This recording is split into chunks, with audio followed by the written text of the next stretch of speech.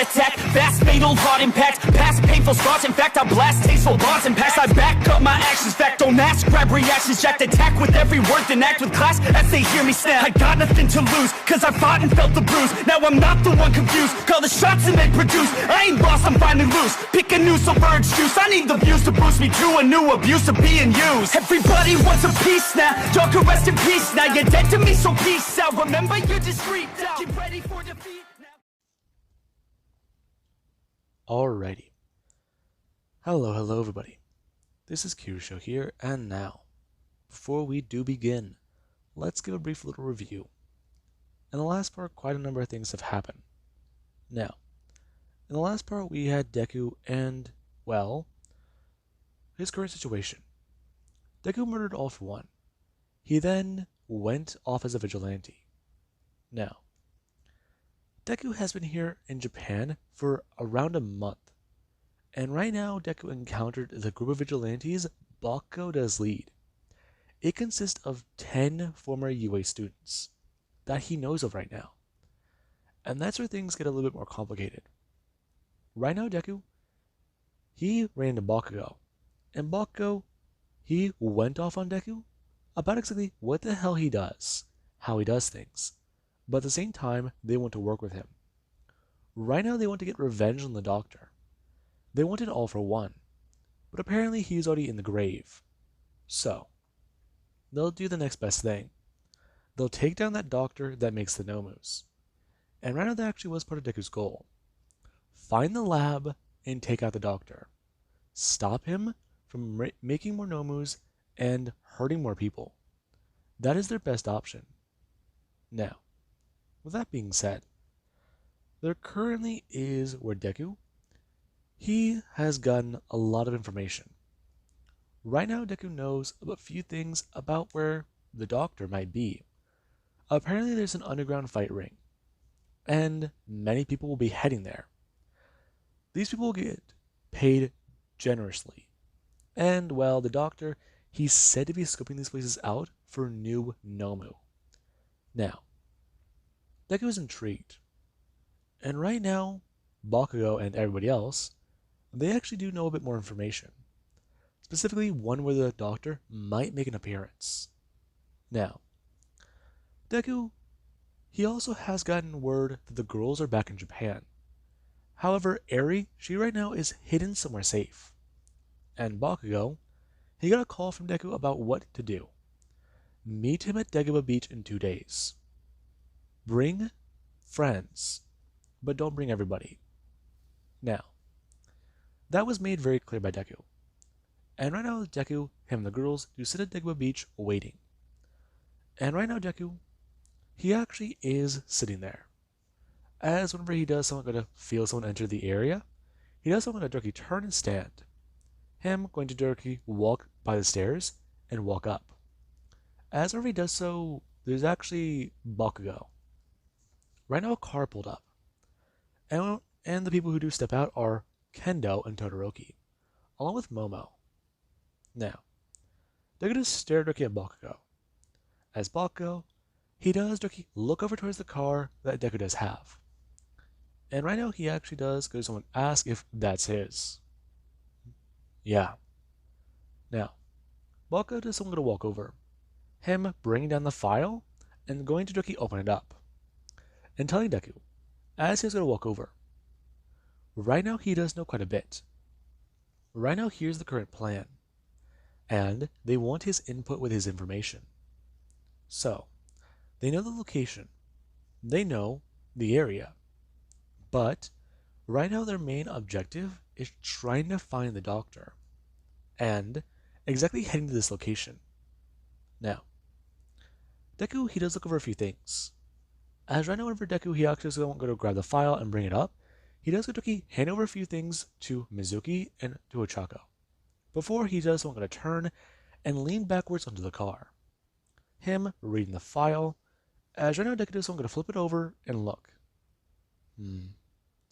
Now, right now the notes, they do say quite a few things. And I really do watch. As right now, these three, they start talking. And expressing exactly what the plan might need to be. If it's an underground fight club, it says quite a bit. The place might actually be underground, a place hidden well by someone's quirk. If it is very much like that, then it's quite simple. They will find the doctor as part of the medical team. If the doctor would be here, he'd be here as someone in plain sight, the doctor.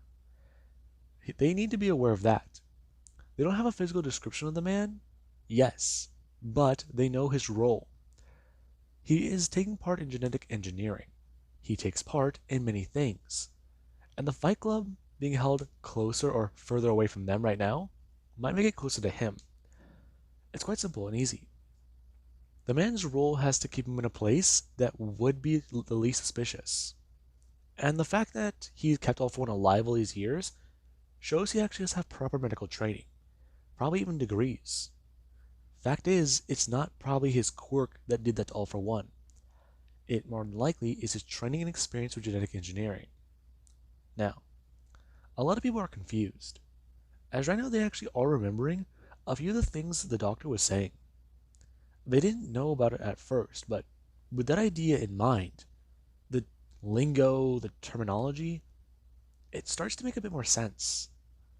And the idea that the doctor isn't just some mad scientist, but they were trained and experiments were done over the years to make him that knowledgeable on this, it gets more disturbing.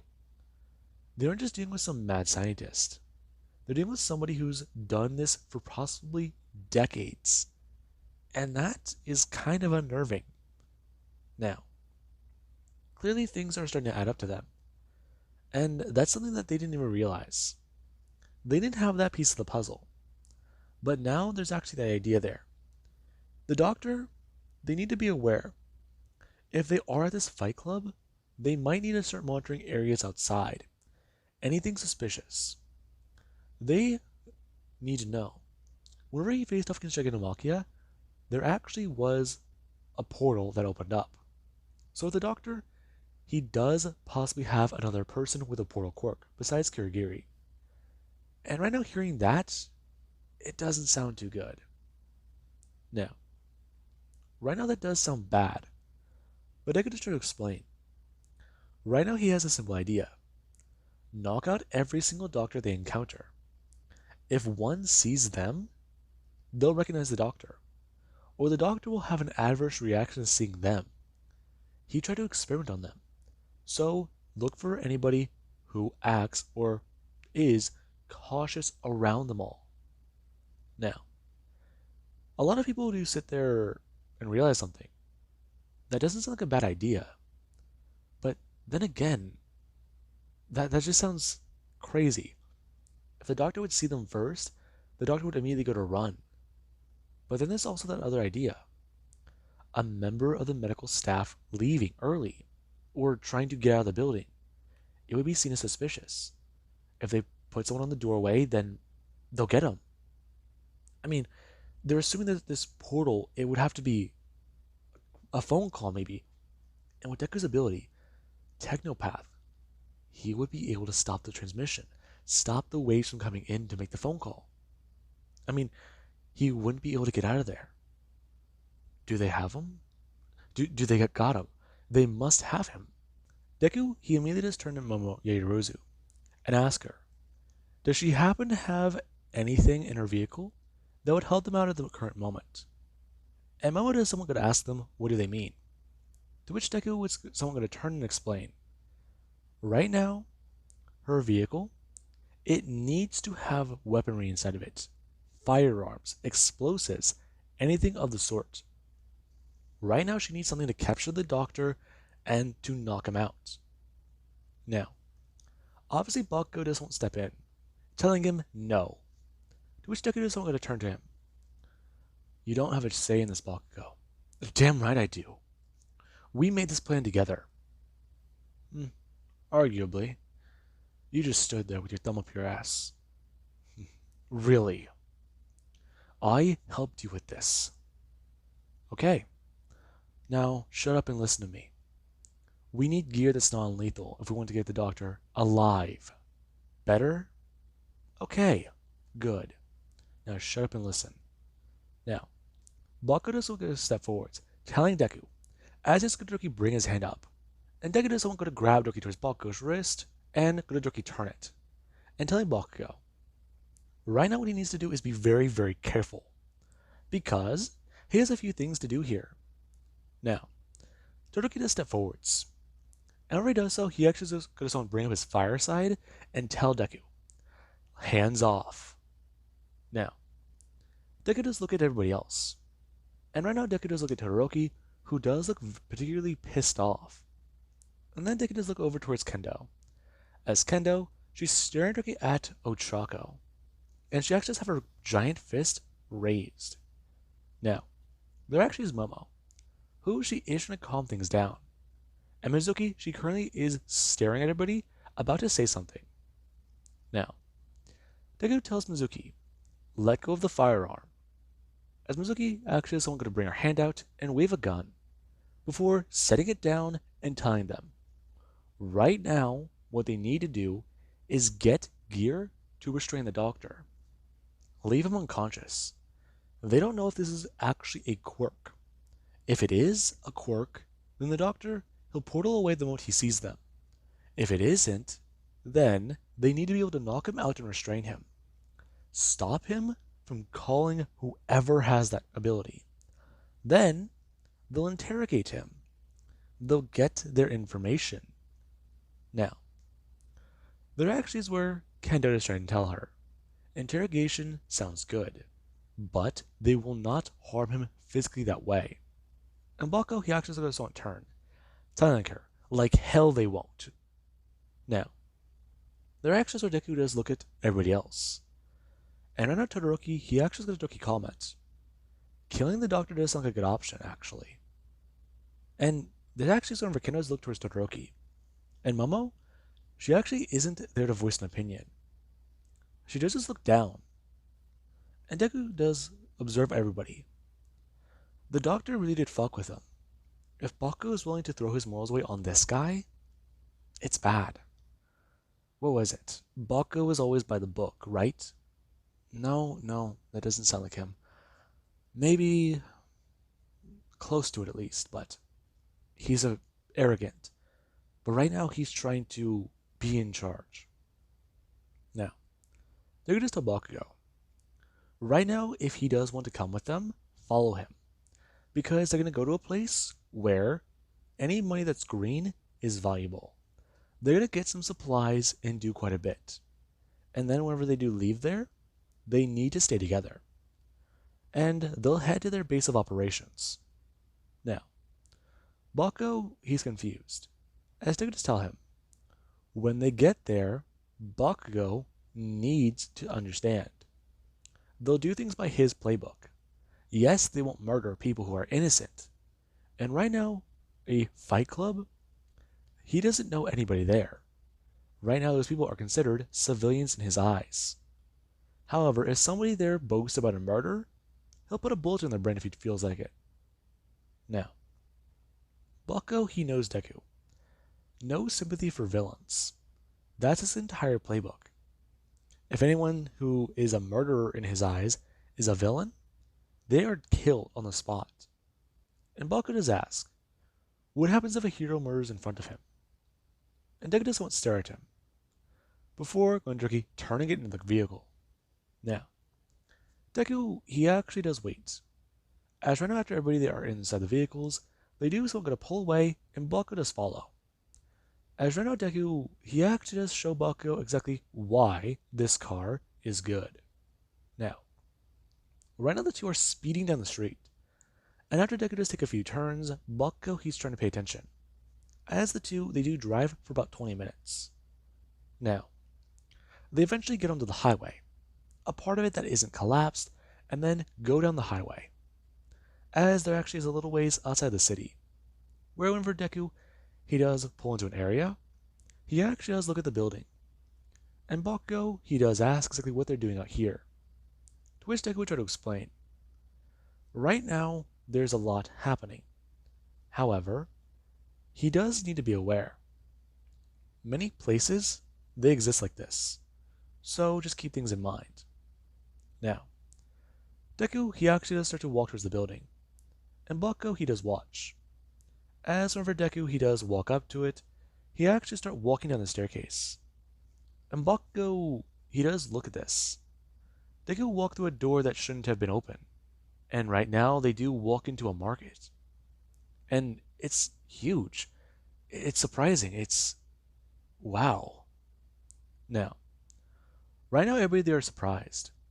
However, their actions were Ochako and Mizuki, along with Deku, they already knew this place was here. I mean, this place packs up and moves. They find locations and they just use them. If it's good, it's good. If they feel like they got some heat on them, they quickly pack up and move. People can stay behind, but the markets, they're smaller. And right now Deku, he is moving through the area. As whenever he does get to a place, he does actually start talking to the vendor.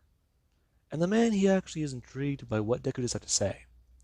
Because whenever the man looked at him and saw him, he was a bit terrified. However, the fact is, this place hasn't been turned into a bloodbath, and he's still alive. So, what could he do for Deku today? Now, Deku just started to tell the man, smoke bombs, non-lethal grenades, and more importantly, rubber bullets. He needs tons of those, along with, let's just say, a few weapons that these people need to use. Now, the man is very intrigued, and right now he actually has to try to ask Deku if he does believe that he can cover all that. And Deku just try to tell him, he also needs cable that can be used to, well, let's just say, restrain somebody. Now, the man is actually asking a few more questions. And right now he actually has to look towards the other people Deku's with. Him commenting on the other three. And right now Deku doesn't tell the man. They're new. It's their first time here. And right now the man is going to turn and ask them if they can cover all of this. Because, well, so far from what he does see, their pockets don't run too deep. Their pockets are shallow. And, well, he's not dealing with a bunch of Momodoki slimming down a bar of gold. And the man has looked down at it. Him pausing for a second, before looking back up at her. And right now she actually is going to hold up another one, asking if these will cover it. And Deku is going to look towards her and smile a bit, as the man is going to tell her that that can't be real. Her tossing it over to the man, and the man actually is going to catch it. Him surprises the weight, and then looking down at it, before going to turn and go to walk away, talking about how he'll be right back.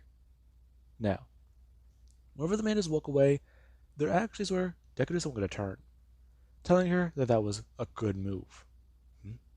You were going to ask me to do that anyways, right? No. I was going to transfer things to my account to him. I have a good amount of money. All of us do. So I didn't have to do that?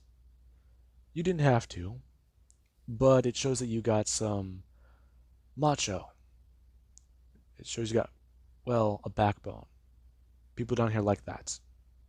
Now, the man would come back a few minutes later, and right after Momo was asking a few questions, there actually was Deku, who, when the man did go to Doki set down a rifle, Deku picked it up. Him looking at it, putting back the slide to make sure it was clear, and then taking out the magazine. Now, Deku, he immediately started to hold up the weapon, him inspecting it before he's going to tell them all. All of them know how to handle a gun, don't they? And right now there actually is with Todoroki, he does stare at Deku. Before Deku, he actually does tell all of them to pick a weapon and grab it. Right now, they need to get out of here with their stuff. And the man does actually ask Deku if he'd like anything else. To which Deku does go to turn and tell the man they're fine. And they'll be going now. Now, Deku does start to pick up the cases of ammo. And whenever he does so, they do go to walk away. And right now after they do get outside, there actually is where Kendo, she just tried to ask a question. All of them are so desensitized to this, right? We are. Yeah. Yup. So, if this isn't a bad question, when exactly did you guys... 7. What? 7. Yeah, it was around 7 years old for me too. Yeah, I think the committee, they did that for all of us. The first time you guys picked up a weapon? Oh, no. Oh, that's not what you meant. Wait, what are you guys talking about? Um, I thought you were asking the first time we ever killed a man. Oh, no. Bakuda stared looking back towards Deku. Are you serious? Yeah. If you ever want to see a few of the things the committee had us do, just let me know. And then we'll see who is calling me a bad guy. Remember Bakugo? I got telepathy. Now, lead the way back to your guys' base. We can set up the operation and get going. Now, Baku does get back into his vehicle. And right after he does go to pull away, Deku, he does start to put a few things into the vehicle. And then he does go to follow behind Bakugo's car. Now, Bakugo, right now he does drive away. And Deku does follow. The two heading back towards the city, as right now there actually is over with 9 in his little gang of villains. 9 has been informed of things quite simply. They need more Nomu. Right now, 9 can go out and hunt Izuku Midoriya. The Doctor wants things to be very clear. 9 and his little group of villains, they need to listen to him. The gift the Doctor gave 9 can be taken away. And 9, he still will have issues, but he will be, right now, stabilized. He wants more people to turn into Nomus. And Izuku Midoriya, the boy that just so happens to be able to adjust to anything they throw at him, if not evolve in a way, he is a way around the singularity wall. If that is the case, then Izuku Midoriya, in theory, he will be one of the things he needs to make his ultimate creation. Well, Shigaraki, he will be, well, far above anything else. That boy in particular, if he operates on him, if he changes him, puts him through the same thing Shigaraki went through, I mean, he's not even too sure if it's possible at this point. The kid can constantly change and adapt. He can create powers or whatever he does, absorb them. He always is able to be malleable. I mean, is it possible for him to even reach singularity? The Doctor, he needs to learn more. I mean, dissect this creation. Find out exactly what makes it tick. Now, 9, currently he is annoyed. However, he does actually want to put his abilities to the test.